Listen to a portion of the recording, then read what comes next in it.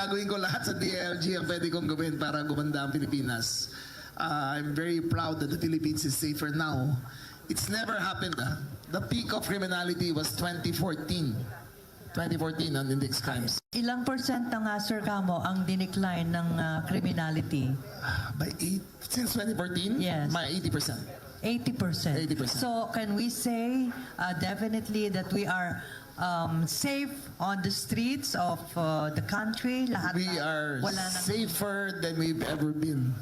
Okay? We are safer than we've ever been. And it will get better. It will get better. Wow. Malaking difference yung wala nagiinuman sa kalye. Yes. Yung mga kababayan ngayon na nakakauwi na hindi natatakot. Siguro may mga kaibigan kayo rito, di ba? Na umuwi, mag-MRT, mag-jeep, tapos mag-tricycle, tapos maglalakad. Marami dyan. Dati nakakatakot umuwi. Ngayon, I'm proud to say that the cities are much safer. Not only here, all over the Philippines, the cities are much safer now.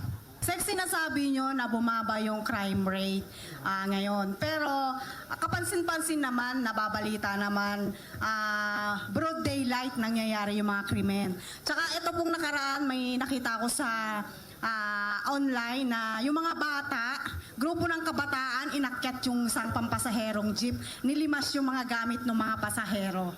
Mga bata pa yun 7 years old to 15 years old yata, yun ang dami nila. Inakyat yung jeep, isa-isang kinuha yung mga gamit. Okay, let me make it clear. It's safer cities. Okay, let me even be more clear. You're cherry picking.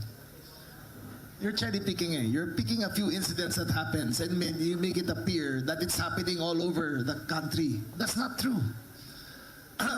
You're picking a few things. Cherry picking yan and it's unfair to say this in front of everyone na pansin namin ganyan, pansin namin ganyan.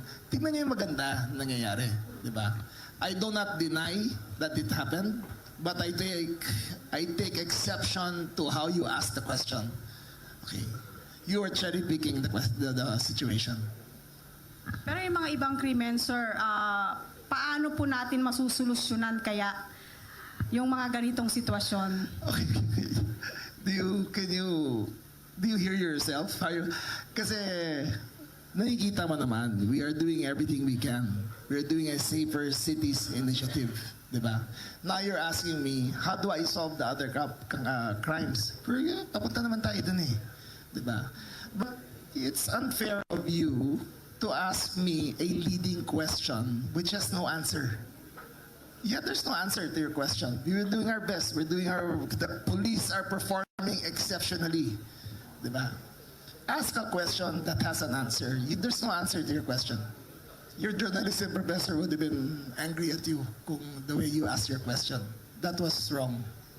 Actually, Sec, yung gusto niyang sabihin siguro, dapat yung mga district, Manila Police District, Quezon City Police District, yung police visibility siguro, police dagdagan. This is the most visible they've ever been.